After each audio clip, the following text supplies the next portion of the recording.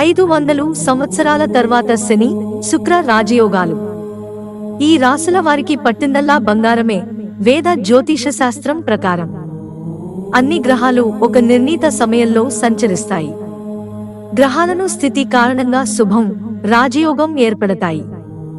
ఒక గ్రహం సంచరించినప్పుడల్లా భూమిపై ఉన్న అన్ని జీవులపై సానుకూల మరియు ప్రతికూల ప్రభావం చూపుతుందని నమ్ముతారు.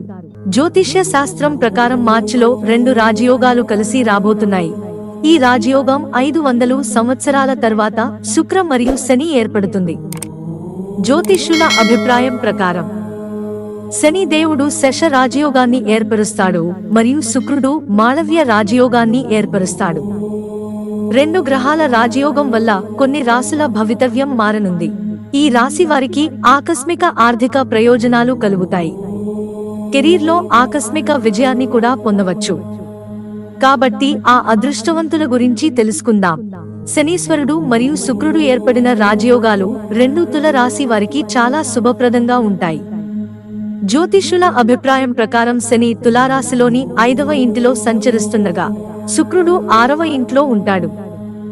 ఈ 2 గ్రహాల వల్ల తులారాశి వారు తమ పిల్లల నుండి కొన్ని శుభవార్తలు వింటారు. తులారాశికి అధిపతి శుక్రుడు. అటువంటి పరిస్థితిలో ఈ రాశి వారికి మనస్సులో ఏకాగ్రత పెరుగుతుంది. తెలివితేటలు కూడా పెరుగుతాయి. ప్రగతికి కొత్త దారులు తెరుచుకుంటాయి.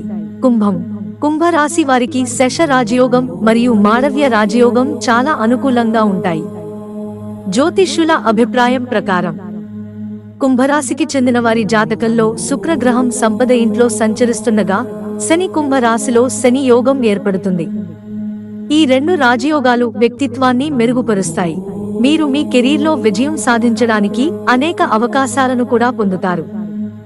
ఈ రాజయోగాల వల్ల ఆదాయం పెరుగుతుందని నమ్మకం. మీరు కొత్త వ్యాపారాన్ని ప్రారంభించడానికి ప్లాన్ చేయవచ్చు. ఆకస్మిక ధనలాభం ఉంటుంది. మిథున రాశి వారికి మాళవ్య రాజయోగం, శశ రాజయోగం చాలా శుభప్రదంగా ఉండబోతున్నాయి. ఇది వృత్తి మరియు వ్యాపార పరంగా వ్యక్తికి చాలా శుభప్రదంగా ఉంటుంది. శని మిథున రాశి జాతకంలో 9వ ఇంటికి సంచరించగా శుక్రుడు ఒక వ్యక్తి జాతకంలో 12వ ఇంట్లోకి సంచరిస్తాడు. ఈ సమయంలో విధి యొక్క మద్దతు లభిస్తుంది. దీంతో పాటు తెలివితేటలు, జ్ఞాపక శక్తి పెరుగుతుంది. మీ లక్ష్యాలను సాధించడానికి కష్టపడండి. ఉన్నత శిఖరాలకు చేరుకుంటారు. మిత్రులారా, ఛానల్ సబ్స్క్రైబ్ చేసుకోవడం మర్చిపోకండి. ధన్యవాదాలు.